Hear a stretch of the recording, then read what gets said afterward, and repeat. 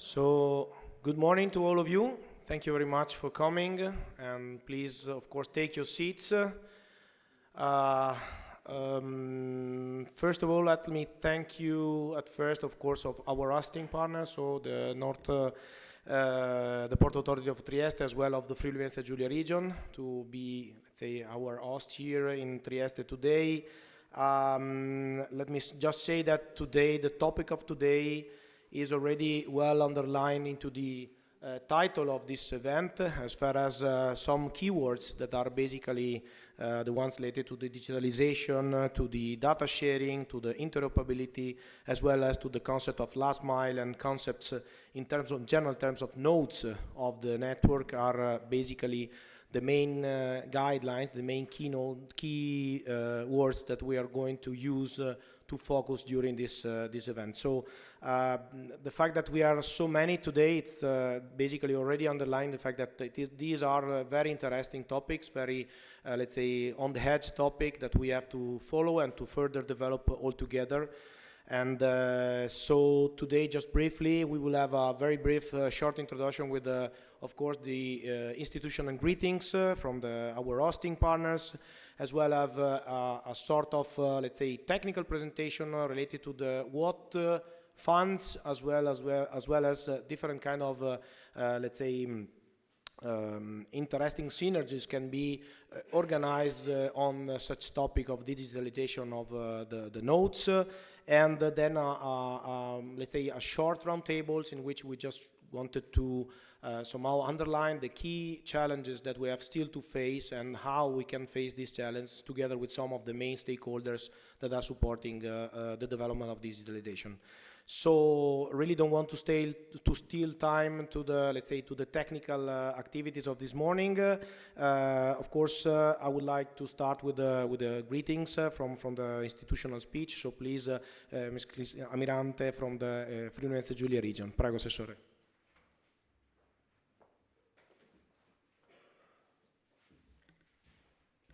Grazie, buongiorno a tutti. Io porto i saluti del governatore Federica, di tutta la giunta che mi onoro di rappresentare oggi. Ringrazio l'autorità di sistema portuale, in particolare il porto di Trieste e di Monfalcone, appunto per l'invito di oggi e per il tema particolarmente importante e strategico proprio in un territorio come il nostro, che vede una piattaforma logistica complessa che accompagna ovviamente il nostro sistema portuale, fondamentale per l'economia del Friuli Venezia Giulia. La digitalizzazione è essenziale, lo abbiamo visto nel lavoro, nella sperimentazione che grazie a Società Autostrade Alto Adriatico, alla lettura delle targhe al casello Lisert in relazione con il gate d'ingresso al porto di Trieste consente un miglioramento per quanto concerne la gestione dell'accessibilità e di conseguenza ovviamente la riduzione degli impatti negativi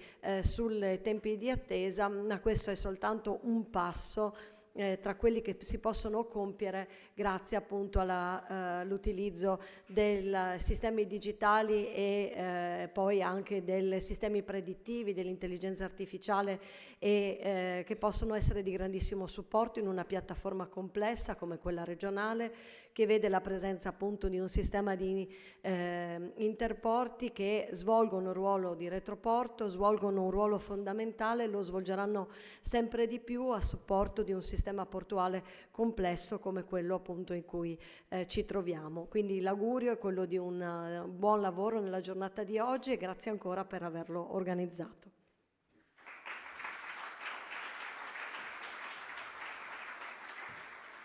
Grazie mille all'assessore Amirante anche per aver sottolineato la logica di nodi che fanno parte di una rete ovviamente molto più estesa a supporto dell'intero settore della logistica. La parola al Presidente Marco Consalvo sorry, I was just switching to Italian, sorry. So thank you very much once again. Mr. Consalvo, the President of Port Authority of Trieste, please. Grazie. Buongiorno a tutti, faccio pure io in italiano. Ma innanzitutto grazie della vostra presenza, quindi un saluto a tutte le autorità europee, nazionali, regionale. e ovviamente anche a tutte le persone che sono collegate, so che c'è un collegamento, che possono assistere ai lavori di questo importante workshop.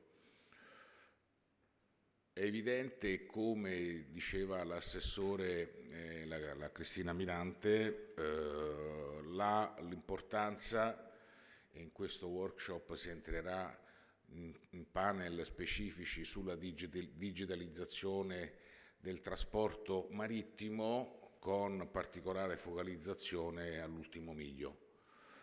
La complessità delle catene globali aumenta e anche le congestioni nell'ultimo miglio, quindi mi sembra che anche la nuova strategia europea, che proprio di qualche settimana fa riconosce nei porti quell'infrastruttura intermodale di connessione tra le reti di trasporto non solo marittima, ma quindi viaria e ferroviaria. I porti poi vivono un'interfaccia con i sistemi urbani dove sono, e quindi anche questo è un elemento di complessità che va sviluppato, e come anche gli obiettivi europei in relazione anche ai finanziamenti, quindi dell'interoperatività e della trasferibilità dei progetti che sono finanziati a livello europeo, sono essenziali. È chiaro che un porto come Trieste, che ha un'infrastruttura che guarderà sempre più a uno sviluppo dell'infrastruttura, soprattutto la parte delle banchine, poi deve uscire dal porto, e c'è una complessità per non interferire sul centro urbano, ma soprattutto per collegarsi alle catene logistiche e quindi ai sistemi di trasporto sia viario e sia ferroviario. Noi abbiamo una caratteristica che la parte ferroviaria è molto sviluppata, dovremo continuarla a sviluppare proprio per avere un rapporto con i centri, con il tessuto urbano di integrazione sempre più forte, però gran parte oggi delle merci viaggiano su gomma, quindi sul network, sul sistema, sulle reti viarie. La digitalizzazione è fondamentale per gestire questa complessità, per metterla in comune, in sharing, come il titolo del nostro workshop, perché è proprio come facciamo prima degli accenni, è un processo di analisi operativa, cioè capire il processo e poi determinare, mettere su questi processi la digitalizzazione che consente non solo la distribuzione corretta del dato, ma che consente poi di fare tutta una serie di ottimizzazioni operative. Gli accessi e l'uscita dai porti è una cosa complicata e quindi la digitalizzazione è fondamentale. Noi col nostro PCS stiamo facendo mi sembra dei passi in avanti rilevanti, ma è importante che poi, tra l'altro, con finanziamenti comunitari, noi, come dire, abbiamo goduto di 40 milioni di finanziamenti europei, a cui si sono aggiunti i finanziamenti PNRR, e quindi anche le fonti di finanziamento sono essenziali, e l'integrazione delle fonti di finanziamento comunitari, che ovviamente hanno un obiettivo soprattutto legate all'interoperabilità, cioè alle macro aree, e poi si integrano con invece gli investimenti con fonti nazionali, pubbliche e private, che guardano più specificamente all'infrastruttura singola. La digitalizzazione, come la transizione ecologica, quindi l'aspetto anche energetico, sono fattori determinanti per lo sviluppo del futuro degli aeroporti. Quindi in questi panel che oggi farete potrete condividere idee, progettualità e soprattutto avere poi un'idea sempre più sviluppata di sistemi integrati e di macro aree e macro regioni. Quindi io vi ringrazio della presenza e buon lavoro.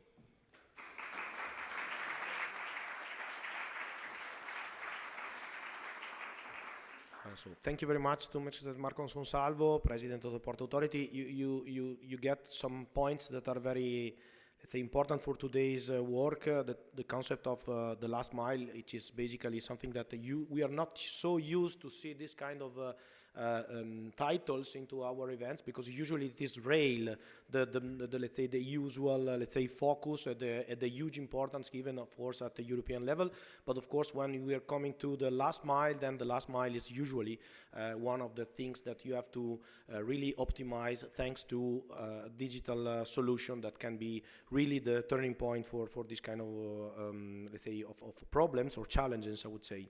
The other things is that you mentioned is the fact that funds are really important, and it is really important to use those funds in the best way possible, of course, because usually there are not so many, and it is important to focus on the best, let's say, option to be used for. I will give the floor to, we should have online Mr. Paolo Privileggio, which is the CEO and President of the Railroad Terminal of Trieste. Just to mention that we were focusing on the nodes as part of the network, of the general network, and of course nodes have a really important role in digitalization. So please, Paolo, the floor is yours. Thank you, Roberto. Thank you. Good morning, very good morning to all of you. I do apologize for not attending the meeting, but unfortunately I'm abroad on a business trip.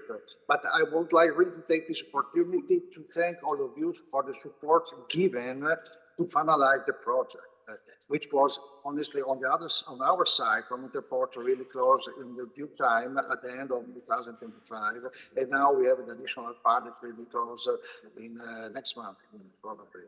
So thanks again for the support, because this really given a big boost to the activity of the Interporto of Trieste. So now we are not anymore, we have also another platform which we are not anymore linked, we are linked just to the PSC of the Port of Trieste, but thanks to this tool now we have also linked to other platforms, just in, for instance, the Piattaforma Logistica Nazionale, other platforms. And then we already can take advantage, for instance, of the POS from the gate operating system in Trieste. So it's really a big advantage for Interporto.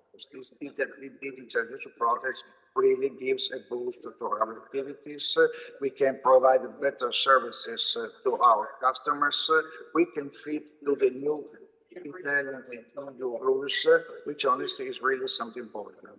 Not only the last but not the least, big steps have been taken forward the cybersecurity. So thank you again to all of you, and I do apologize again for not attending the meeting in person, and I wish you really now a nice continuation of the meeting. Thank you very much, Paolo. Thank you very much.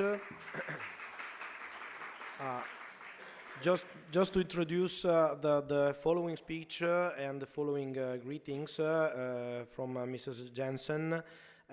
You mentioned the fact that you are one of the nodes, and these nodes are much more, even more connected with the other part of the network, so the other networks. And of course, talking about networks, we cannot, let's say, talk about networks without giving an higher level of vision from, of course, the European side. So I will give the floor to Mrs. Anna Jensen. I think she's online. Can you hear us, Mrs.?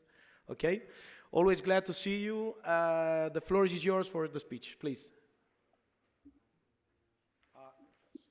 I think you're mute. Okay. Oh, am I there? Yeah. Okay. Thank you very much, and thank you for inviting me to this meeting today. I'm speaking from Denmark. I'm sitting in my room with the view to the entrance to the Baltic Sea. So it's a bit like I'm close to a port.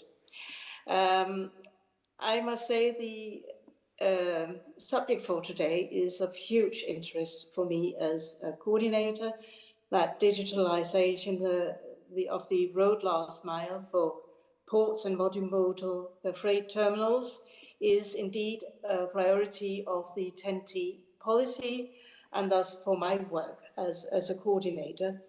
I have emphasized the importance of investing in this ICT already when we had the event on green and smart ports in Trieste, June 2023. And at this conference, also many initiatives and studies related to the digitalization of the ports co-financed by the CEF and Interreg programs were presenting, and it was extremely interesting. Also, we had an event in Rome with the railway undertakings and terminal advisory groups of the rail freight corridor, the Baltic Adriatic, where we had a meeting session dedicated to the ICT solutions on the implementation by the ports and RailNet Europe. Finally, in October last year, I attended a conference in Ravenna dedicated to the ICT strategies and solution for port hinterland integration in the Adriatic and Ionian region. And I'm here to confirm that the integration of the ports and railroad terminals in the European transport corridors remains a priority of the revised TEN-T policy and of the Baltic Sea, Adriatic Sea corridor. The scope of the TEN-T regulation is very broad, and the work of the coordinator is very much focused on transport infrastructure development, hard infrastructure. But further to infrastructure requirements, the TEN-T regulation identifies ICT priorities to enhance intermodal transport by creating a digital backbone of the EU transport system. It lists IT systems. The regulation lists IT systems for transport to be deployed, like the ERTMS for railroads, the river information system for inland waterways, ITS for the road transport.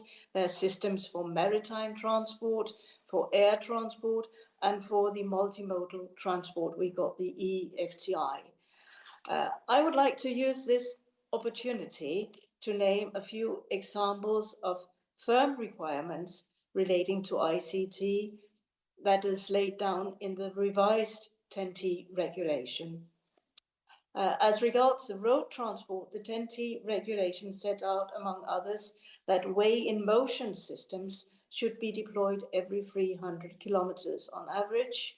ICT tools to detect safety-related events and conditions shall be deployed, and road traffic data to provide road safety-related traffic information shall be collected. And finally, intelligent transport systems and interoperability of toll collecting systems shall be ensured. A lot of demands. Let's hope we can meet them. With respect to multimodal freight terminals, member states should make sure that they are equipped with digital tools to facilitate efficient operations like photo gates, terminal operating systems, driver digital check-in, check-out, and they should also be equipped with the provision of information flows within a terminal and along the logistic chain with open interoperable systems. The expected benefits of ICT improvements are related to efficiency, because we get simplification of administrative procedure, but also and better capacity management. It should also provide enhanced connectivity between modes and nodes and improved user experience in terms of travel time and conditions. We will see the reduction of externalities of transport operation. We will see operation in terms of safety and environmental impact will be improved. And last and not least, we will see improved resilience. The ICT solutions are strongly dependent on data availability and data exchange, and there are difficulties related to the governance and the regulatory aspects of ICT measures, as already has been discussed in previous meetings of our corridors. And there are also the specific challenges of data protection and cybersecurity that are very important these days and needs to be addressed. But we need to go ahead with the digitalization of our transport infrastructure and operations. This is needed to progress towards the greening of transport and to deliver an improved user experience. It's of great interest for me to participate in discussions like the ones we are having today, to get to know what's happening in the real world, and to explore and establish synergies with other initiatives and programs that are more focused on ICT. So I look very much forward to listening to the intervention. And again, thank you very much for inviting me. Thank you.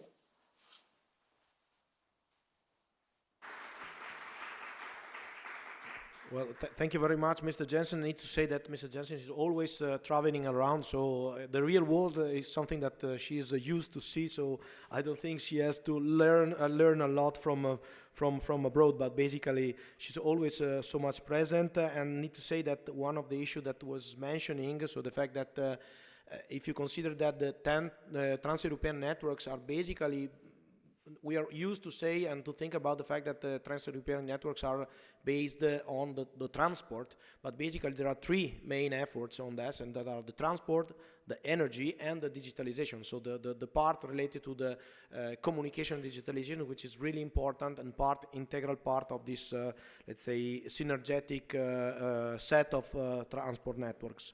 So let me now take, let's say, a little bit down the institutional level, just to come from the European level to the macro-regional strategies and macro-regional level. So let me introduce Pierluigi Coppola, which is the coordinator of the EUSAIR Pillar 2 Connecting the Region, for his speech. Please, Pierluigi, the floor is yours.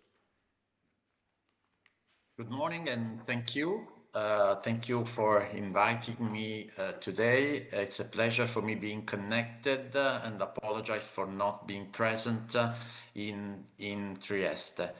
The opportunity, like the workshop organized today, are for me particularly valuable in light of the embedding process that currently being undertaken by the European Strategy for the Adriatic Ionian region, in order to strengthen the alignment between the macro-regional strategy and the EU-funded programs that is essential to ensure coherence, long-term impact and sustainability of our joint efforts. As coordinator of Pillar 2 on transport of the EUSAIR, I would like to highlight that multimodal transport is one of the prioritized topics in the new EUSAIR action plan. In this context, the digital solution play a crucial role not simply as supportive tools, but as key enabler to foster seamless, efficient and sustainable freight transport across the region. Enhancing interoperability, data exchange and real-time coordination, this has been already said, is fundamental if we aim to move towards a truly integrated transportation system.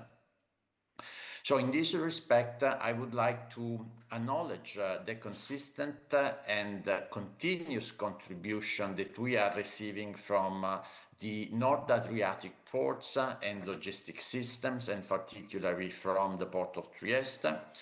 Over the years, these actors have actively shared approaches and solutions that can be considered actually best practice in the field of intermodality and logistic innovation.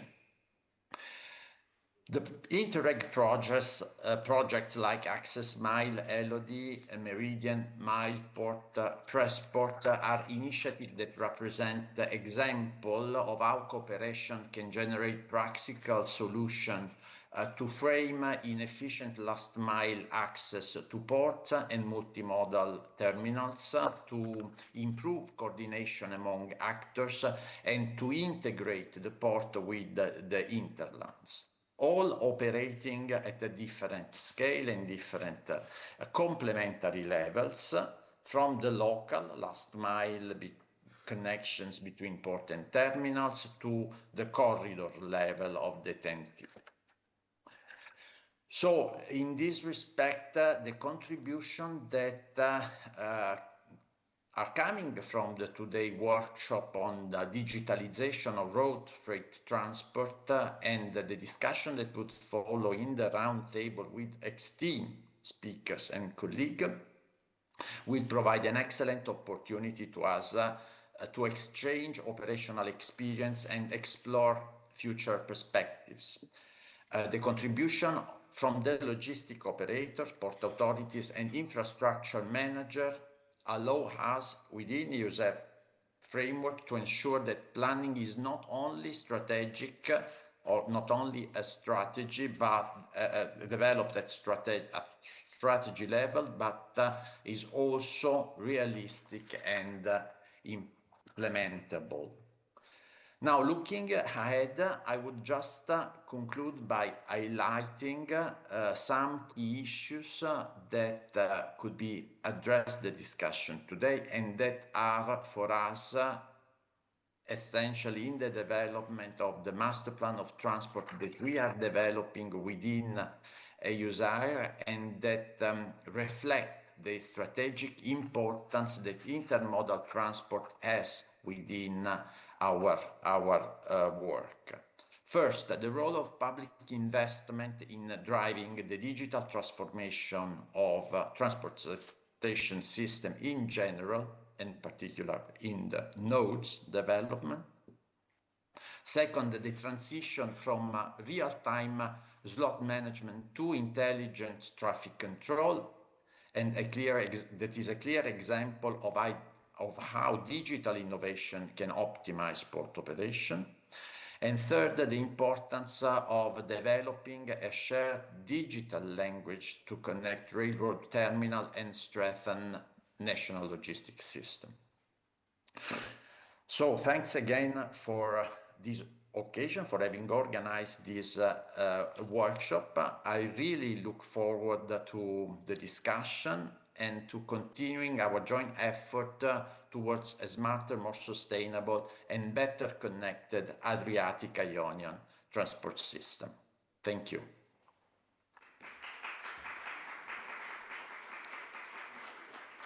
Thank you very much, Pierluigi.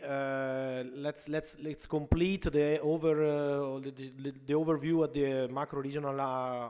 the macro regional area with the presentation from Mr. Patrick Skoniezki from the Euregio Tirol-Südtirol-Trentino in let's say representing the EUSALP action group number 4 on mobility. Please, Patrick, the floor is yours.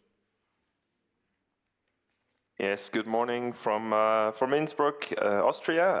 I regret not being with you in Trieste today, but I would very much like to extend my greetings and thank you for the invitation. So the EU strategy of the Alpine region, EUSALP, has 48 regions in 7 countries with 80 million inhabitants. So we are really at the heart of Europe geographically, which also means that it is a very important region for the flows of goods across the European territory. We co-lead the Action Group 4 on mobility with our partners in France, the region Provence-Alpes-Côte d'Azur. And we very much build on 10 years of cooperation in EUSALP and extend our commitment also with the continuation of the strategy beyond, with the endorsement of the new action plan, which was endorsed by the EU institutions at the end of 2025. So, as one of 9 action groups, our task is to promote interoperability and intermodality in passenger and freight transport. So you can see already the relevance of this conference to our strategy and the work of Action Group 4 Mobility. This is further demonstrated by the fact that 7 out of the 9 European transport corridors cross or at least bypass the Alps. So again, here we are really in the center of Europe. And according to the IMONITRAF annual report, in 2024, over 156 million tons were transported across the 8 observed transalpine corridors. And about 2/3, or actually more than 2/3 of those, so that's more than 100 million tons, are transported on road versus not even 50 million on rail. So here, this is also, again, one of our priorities to boost modal shift from road to rail. And ports and multimodal freight terminals are key to support the railway system and to connect the transport on the longer distances, preferably on rail, to the last mile.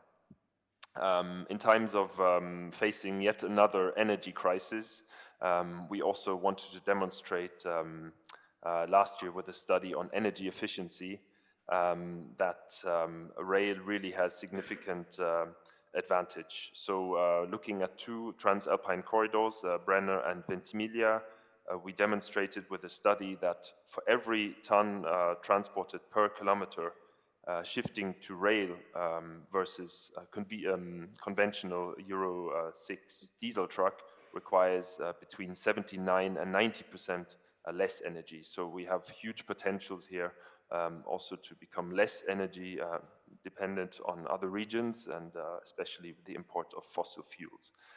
But of course, we need to strengthen the whole system, and the whole system is not just about infrastructure, but of course, the terminals that go with it, and also the efficiency within the terminals to connect to the last mile. And we are very interested to hear about the results of today's conference. Just to demonstrate also the added value of projects that will be presented today, ACCESSMILE was one of the 22 projects that have so far received the label of EUSALP Action Group 4, demonstrating that this project has a macro-regional added value and reflects the priorities of our strategy. And with this label, we want to help boost implementation of such projects. Could be via financial support at different levels, but also we give the message that the project results should be transferred to the policy level and also to other regions. So this is very much, ACCESSMILE is very much a best practice project in this in the area of digitalization and ICT in terminals.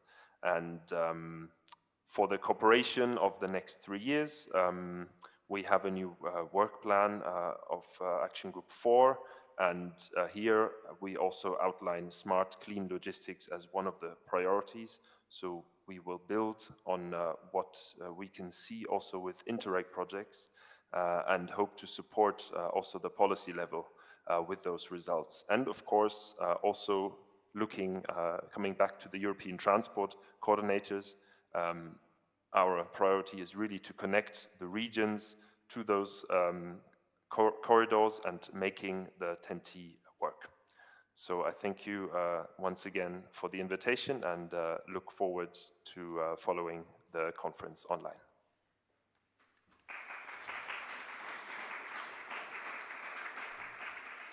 Thank you very much, Patrick.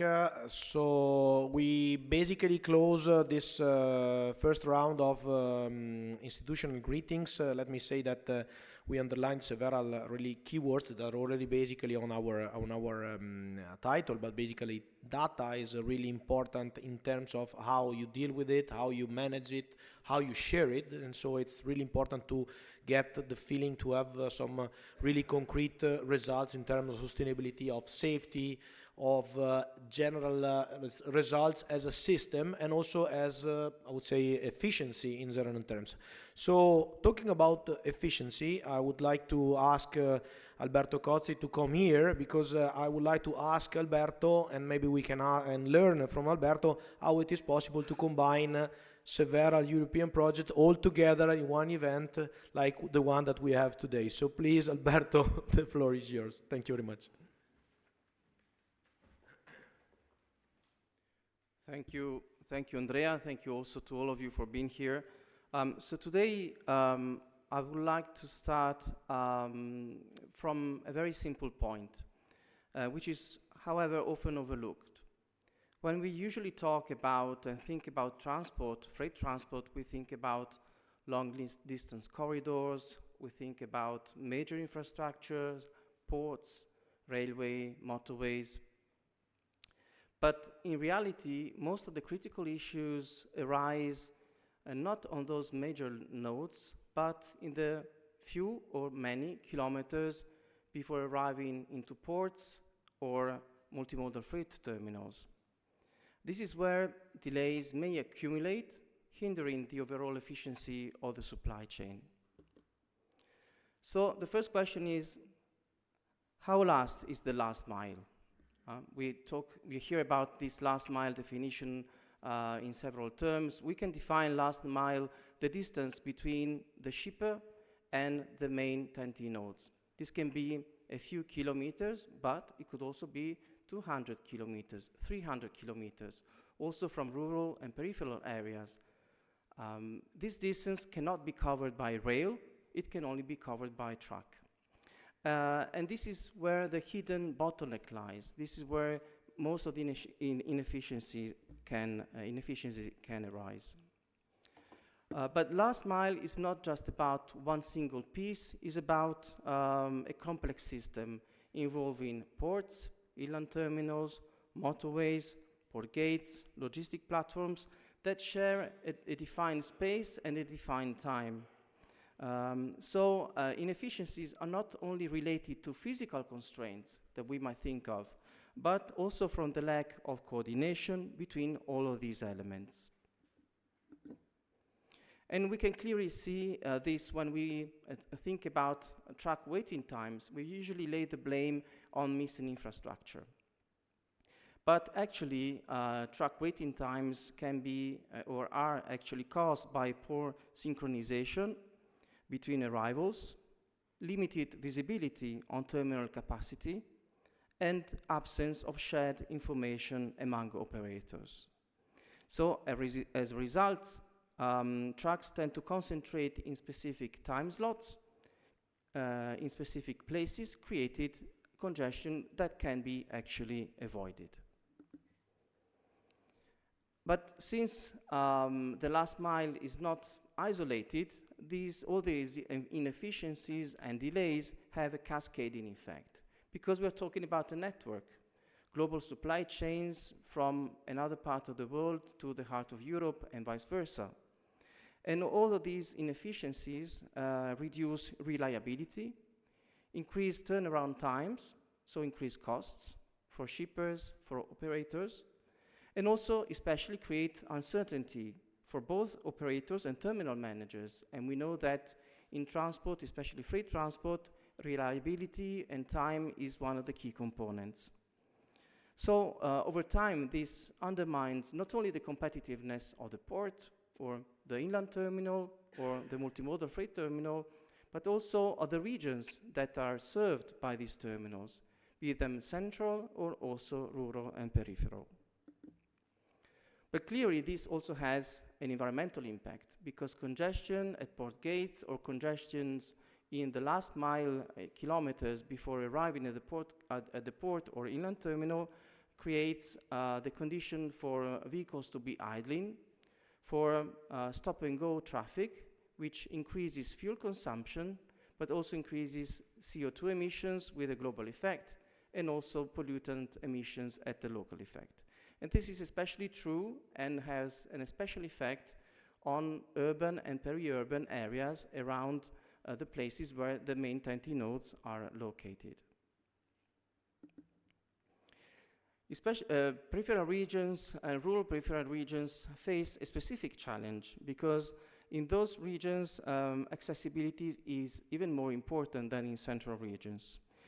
But in these cases, we also have, we may have infrastructure gaps, fragmented governance, and within a more distant also governance, and the presence of multi-regulatory frameworks, especially if we think about, for instance, at cross-border areas. Like in this case, in case of Trieste, serving the also areas in other countries such as Austria or Slovenia. So without targeted actions to rural and peripheral areas, these areas risk being marginalized in the main European transport corridors. So traditionally, what is the main solution we have found to congestion is increase infrastructure capacity. We have congestion, we need to have more lanes in our motorways, we need to have new physical infrastructure, and although infrastructure is important, and I think all the ports who are sitting here have been investing and are investing a lot of EU and national and own budget on the new infrastructure, this is no longer sufficient. We need to improve the management of transport flows in a dynamic way, using all the leverage that digitalization gives us. So digitalization and the digital shift is actually important because it helps us in anticipating the arrivals of trucks. I see many faces nodding here. They allow to distribute traffic more evenly over a period of time, thinking about, for instance, slot booking management, and improve the interaction among actors in the global logistic chain. So by enabling better planning and real-time adjustments, these tools support a shift from a reactive approach to a proactive approach. So instead of chasing after congestion, we are able to anticipate and possibly avoid congestion and all the negative effects that it has. Usually, local operators optimize their own IT structures, IT services at local level. So, but even if at local level we can have a positive effect, if there is no a network approach, the network effect cannot be seen. So even though we have optimization at local level, we cannot see a positive effect in the whole supply chain. This is exactly the direction that the EU policies are taking.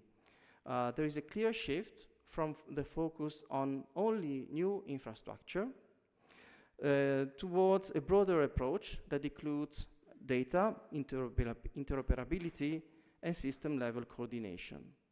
For instance, the new EU port strategy, our president was also mentioning before, it was approved on the 4th of March, so actually a few weeks ago, highlights the importance of data sharing among port and port operators. And this also can be seen at macro-regional strategy level. We've heard from Patrick Skoniezki from EUSALP that digitalization has actually a key role.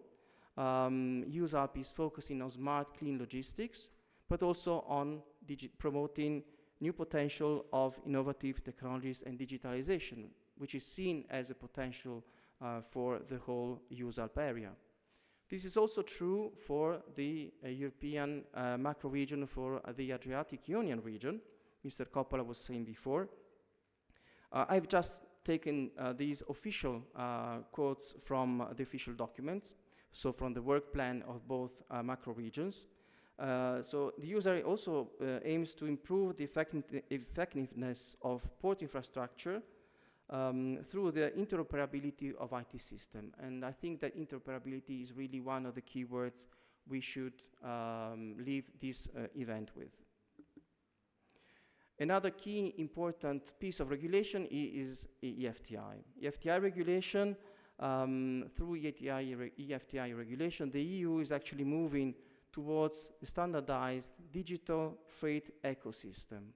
An ecosystem is also another word which would come out of this meeting with. that aims to reduce administrative burdens, enhance data security, cybersecurity is also one of the key roles, and facilitate seamless data exchange. And it has actually been done. We know that since 9th of July next year, all the member states will be obliged to abide by this EFTI regulation. But like in any transition comes with challenges. So from the IT system development, member states must invest in digital infrastructure. EFTI platforms need to be certified across the EU. Cybersecurity and data protection is very important. We're all working on cybersecurity. Some of us also working on EU projects on cybersecurity. The more we digitalize, the more we are open, unfortunately, to attacks of possible hackers. And I would like to underline the importance of involving SMEs. We live in the world, especially the transport domain, in which we have big operators, ever bigger, through horizontal and vertical integration along the supply chains, but we still have a lot of small and medium enterprises, which have, let's say, more difficult time in adopting new technologies. So engaging also SMEs in adopting and convincing them in a change of mindset is not easy, but it is also something that the member states and the European Union should focus on. Which now leads us to the implementation gap. So we have policies on one side, which must be translated into concrete actions. We need to bridge the gap between strategies. We've seen that European port strategy will have to be translated into new legislation. And this is where the EU-funded projects play a crucial role, because they allow to create an environment for experimenting new solutions, involving stakeholders, and testing solutions before they can be deployed at large-scale level. So addressing the last mile challenge requires a combination of initiatives rather than a single intervention. And this is why today the projects that are presented today are actually going in the same direction. They focus on different approaches, on different parts of the problem, but wants to tackle all of them through digitalization. So the first project is ACCESSMILE, that was also mentioned by Patrick Skoniezki. This is actually also the final conference of the project, which started almost 3 years ago. ACCESSMILE is quite interesting because it has a clear focus on improving the accessibility of rural and peripheral areas to the main TEN-T networks through digitalization. And I would also like to highlight that it's not only about digitalization in the port domain or in the multimodal freight terminal domain, but actually has a specific focus on bundling cargo together through digitalization, which aims also to reduce the need for trucks, so fewer trucks on the road, full rather than empty, so also a better performance at environmental level. The second project is MILEPORT, co-funded by Interreg Italy-Croatia project. It's a project that will end in January 2027. In this case, we have a different approach, always focusing on accessibility, but especially at port level in Italian and Croatian ports. We talk about vehicle booking systems, but also especially at gates with concrete investments.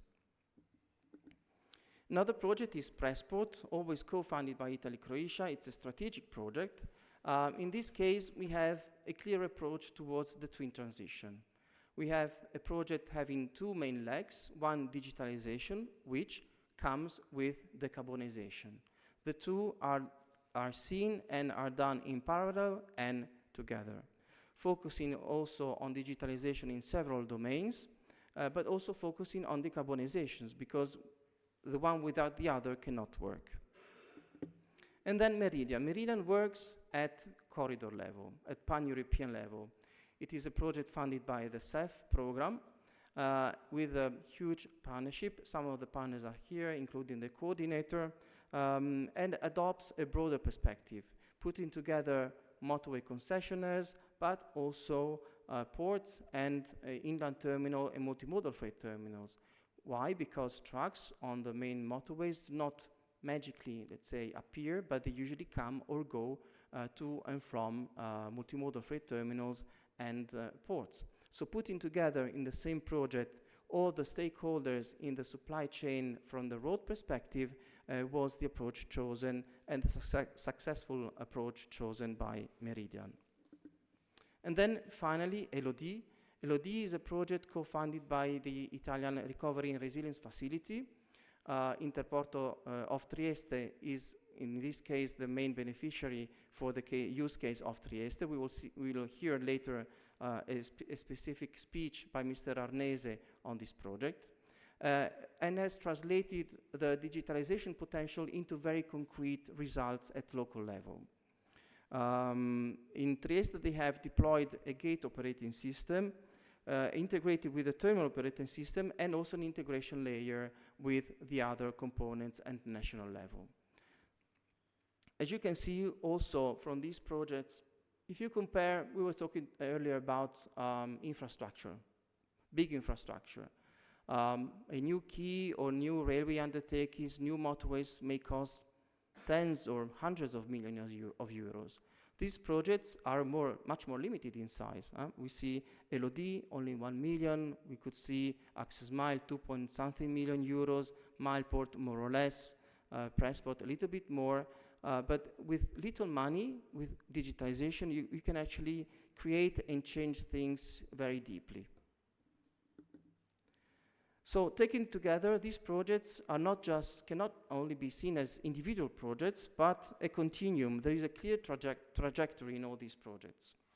They demonstrate how isolated initiatives can evolve into a coherent system, so are acting locally but still thinking globally.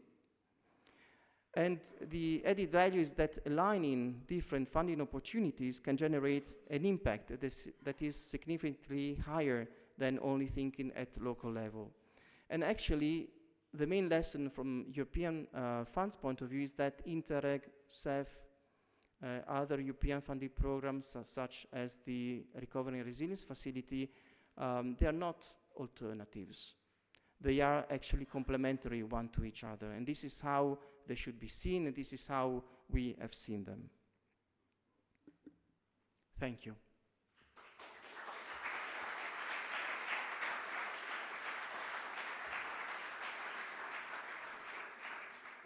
Thank you very much, Alberto. As I said, it was really good and efficient to have this wider overview, collecting the results or part of the results of several projects with a fil rouge that is basically connecting each other. This is one of the main, let's say, topic and one of the main results that we can also share as a best practice, basically, for this kind of activities, especially when talking about digitalization. Let me just point out a couple of issues.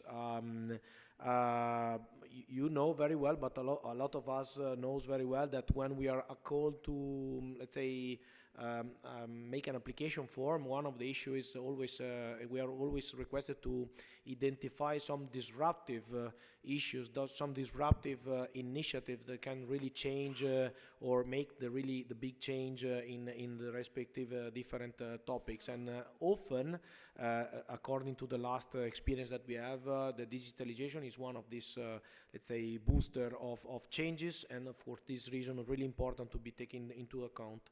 The second issue was the one you were mentioning right now, the fact that it is possible to somehow to mix and to collect different kind of funds from different programs, different kind of initiatives, national, European, and so on level. It is really important. Let me underline that just a couple of weeks ago, the transport block exemption regulation has been, let's say, released, which is basically focusing and detailing something that was foreseen within the general block exemption rule. Now there is a specific instrument that is focusing exactly on the topic of transport, and within that topics there are also listed the issue related to the investment in terms of digitalization. So it is really important, a recognition of the fact that also at European level it is really recognized as a very important topic to be further followed. Thank you very much once again. So going back to the agenda, we have another keynote speech from online. So we have Luca Pentrella from our transport infrastructure Ministry of Transport and Infrastructure, which is basically the person that usually me and some other colleagues of ELODIE are calling when we don't know what to do with some of the problems. So usually, let me say that Luca Pentrella is the lighthouse that we are going to use in order to drive us through the really complicated topics of recovery and resilience funds. So the floor is to you, Luca, just to give us a presentation of the different activities that are going on and the different activities that we are working together since at least a couple of years. Please, Luca. Sì, buongiorno a tutti, grazie Andrea, troppi complimenti. Proviamo a fare il possibile come sempre. Mi dispiace non essere lì con voi, ma sapete che abbiamo il PNRR che chiude a giugno, quindi in questo momento le attività che già erano frenetiche sono diventate ancora più frenetiche, quindi non mi posso allontanare dalla sede del Ministero per essere lì con voi a illustrare un po' di quello che facciamo come divisione della direzione generale porti, logistica e intermodalità. Tra l'altro il mio punto di vista, quello che io vedo è la parte dell'amministrazione. Andrea mi conosce ormai da qualche anno, io sono al Ministero da poco più di 6 anni e quindi appena quando sono arrivato non sapevo nemmeno che cosa fossero gli interporti.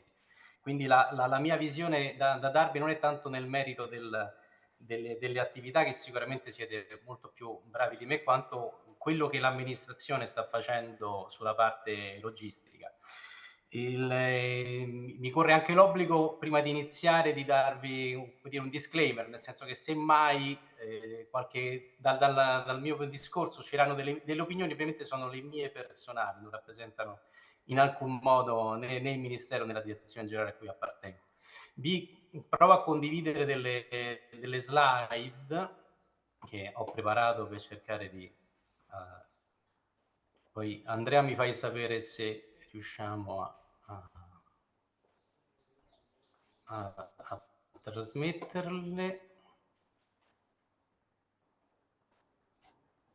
Spero di sì. Adesso sì, perfetto. Perfetto. Quindi questa era, diciamo, oggi dove siamo. Poi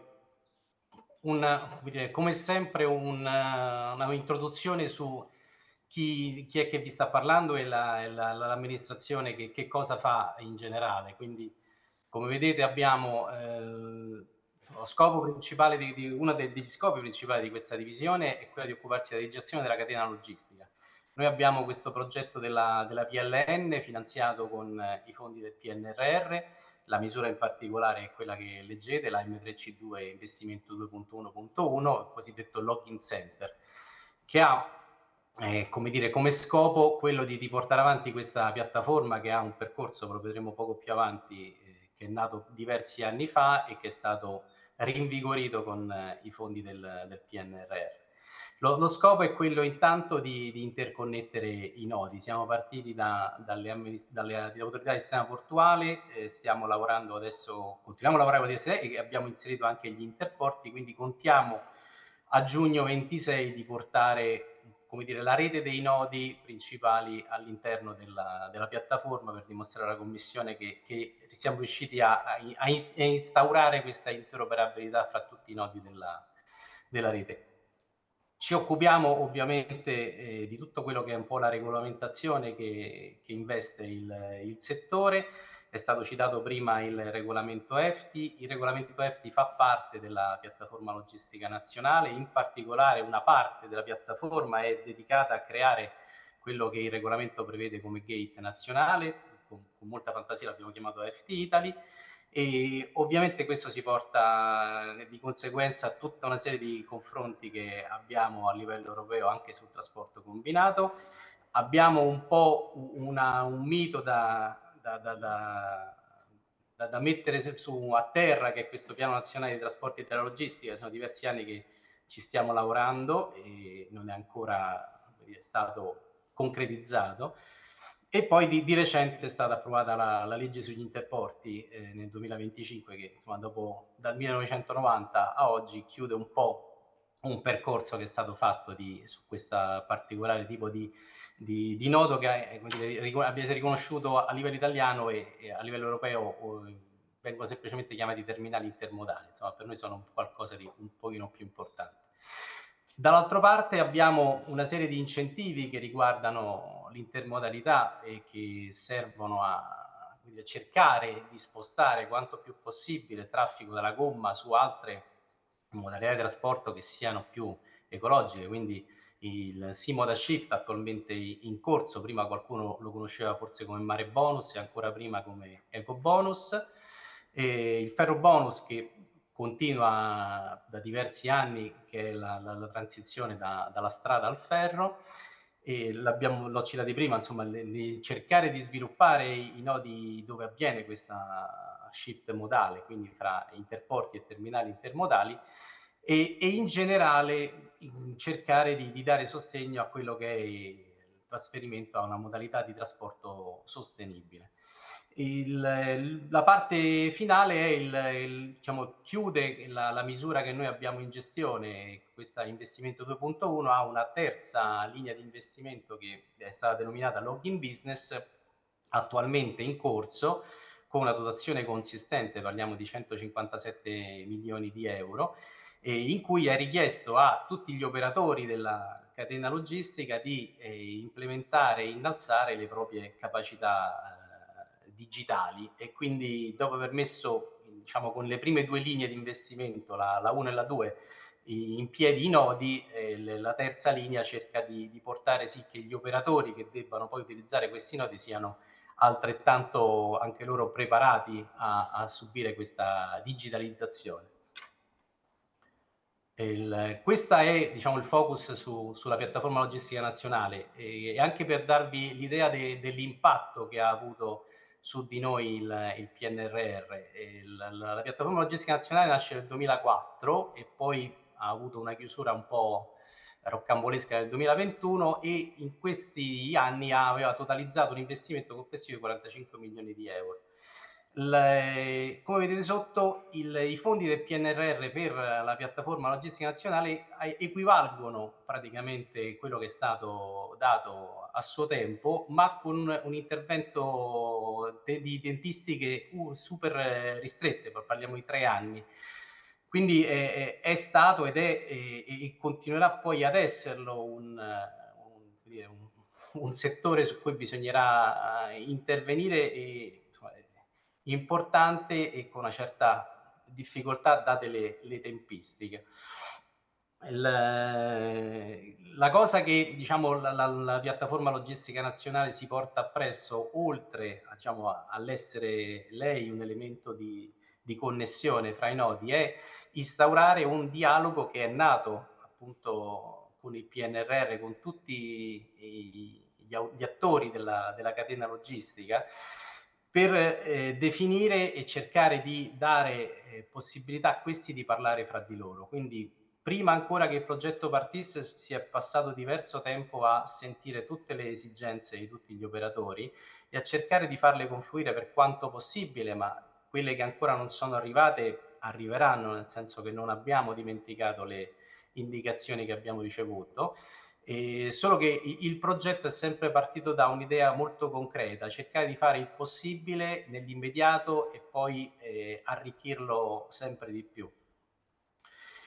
La vediamo. Allora, questa è attualmente quella che è l'interfaccia. Prima avete visto il link e questa è l'interfaccia aperta a tutti. Da qui già è possibile avere contezza del traffico attualmente che le autorità di sistema portuale comunicano alla PLN, quindi è possibile avere delle indicazioni o complessive o locali di tutta l'attività che viene fatta dall'autorità di sistema portuale. A breve si uniranno a questi dati anche quelli che forniranno gli interporti, e poi sempre di più, diciamo, questo sono diversi step evolutivi. All'interno, questa però è diciamo più un'interfaccia che vedono soltanto gli utenti registrati.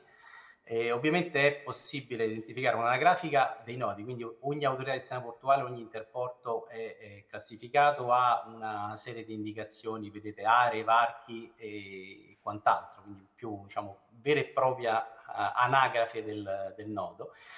Ci sono al momento alcuni servizi, non tantissimi, lo ammetto, ma per come detto prima era importante quantomeno instaurare il dialogo con i nodi delle autorità, diciamo, del monopoli e delle dogane e anche con capitanerie di porto.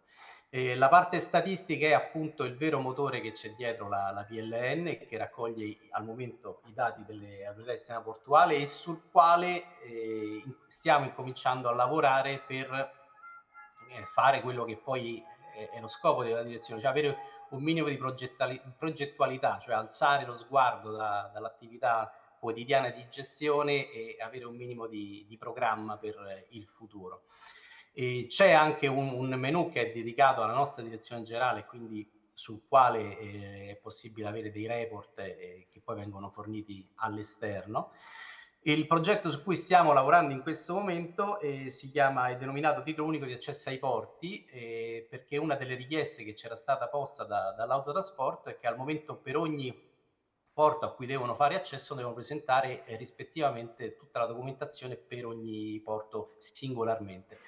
Abbiamo pensato di poter centralizzare questa attività in modo tale che il settore del trasporto presenti la domanda sulla PLN e poi sia questa a distribuirlo per tutti i porti a cui l'autotrasportatore deve avere accesso e poi avere indietro il riscontro dall'autorità di sistema portuale e ritrasmetterlo all'autotrasportatore. Il tutto attraverso, alla fine si concretizza, si materializza in un'applicazione con un QR code in cui l'autotrasportatore presentandosi al varco, mostrando il QR code, viene riscontrato dal varco con un segnale di verde o di divieto d'accesso a seconda della situazione. Per questo in particolare abbiamo appena adesso firmato un contratto di 4 milioni di euro per l'acquisto di macchine per poter interloquire con motorizzazione. Per cui a quel punto sarà possibile, quando prevediamo a giugno questi sistemi cominceranno a dialogare, avere anche la possibilità di verificare immediatamente se le targhe sono esatte, se la patente è valida, se le revisioni sono state fatte. Quindi un controllo sommario, diciamo, ma sostanziale della persona che si presenta al varco, che chiede l'accesso al varco. VGM è un altro dei servizi che in particolar modo dal settore spedizionieri ci è stato richiesto, riguarda la pesatura che attualmente viene fatta in maniera singola, mi presento, ottengo la pesatura e poi la presento in porto. Stiamo anche qui cercando di organizzare una rete di trasmissione di queste indicazioni in modo tale che io possa effettuare questa pesatura in un posto X d'Italia e poi farla pervenire al porto dove intendo entrare.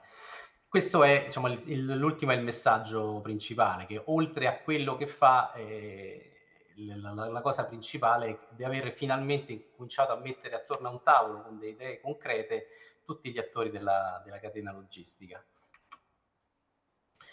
E questo è un po' lo scenario, come dire, futuro che ci attende, anche se ammetto che al momento noi sappiamo quello che c'è fino a giugno 2026.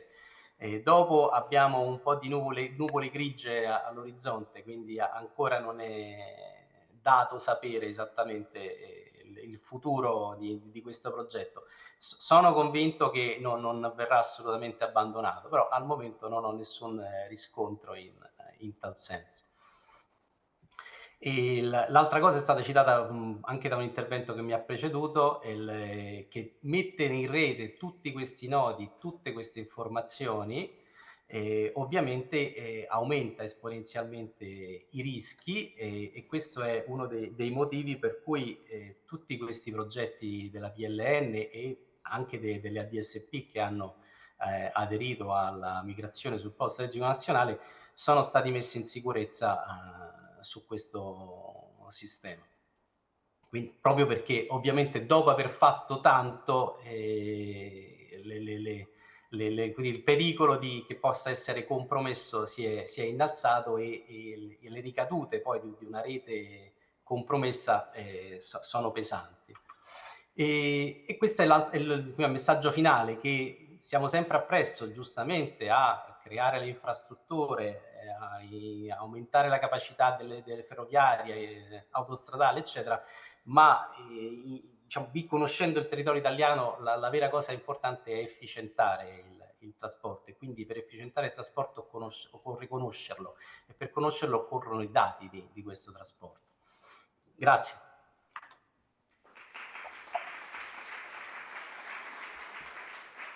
Thank you very much, Luca. Need to say that yes, I need to say, because we know each other really well. There is a very huge effort behind the different activities, and these initiatives are related to the Recovery and Resilience Fund. So it's really a challenge to be completed by the end of June this year. So it will be really nice to see how the things are going, of course, in the next few months. Just another issue, just to mention and to underline how the importance of data is really the key. Sometimes in 2024, you know, we had the new TEN-T regulation. So the new TEN-T regulation was released, and in the couple of years before, there was the possibility to review the TEN-T regulation by including or modifying the nodes, literally the network in terms of where it is passing through and so on. And when coming to the nodes, there was an issue which was related to the fact that it is possible, it is currently, yet it is the same regulation, it is possible to include a node as a comprehensive or core node when you are able to identify that there are more than 800,000 tons of goods that are transported within that specific nodes. The problem is that when you're coming to the information related to the ports, it is quite easy. There are several official statistics that are supporting this data. When we were dealing with the issues of railroad terminals, there were no formal data, and that was a really huge challenge to discuss with the European Commission, because the regulation says that you have to deal with the official data, and there are no official data formally to be used for this kind of activities. Now with the Piattaforma Logistica Nazionale, we will have some official data that can be used to, let's say, underline the performance also of these nodes and the importance of these nodes in general terms in providing an added value to the territories and to the general, of course, network of the logistics. So thank you very much for this last round of presentation. I think we have a coffee break right now, so we have half an hour, so let's say 11:25 more or less to come back. So you're pretty invited to have a coffee break in the hall of the hotel, and so see you later in a while. Thank you.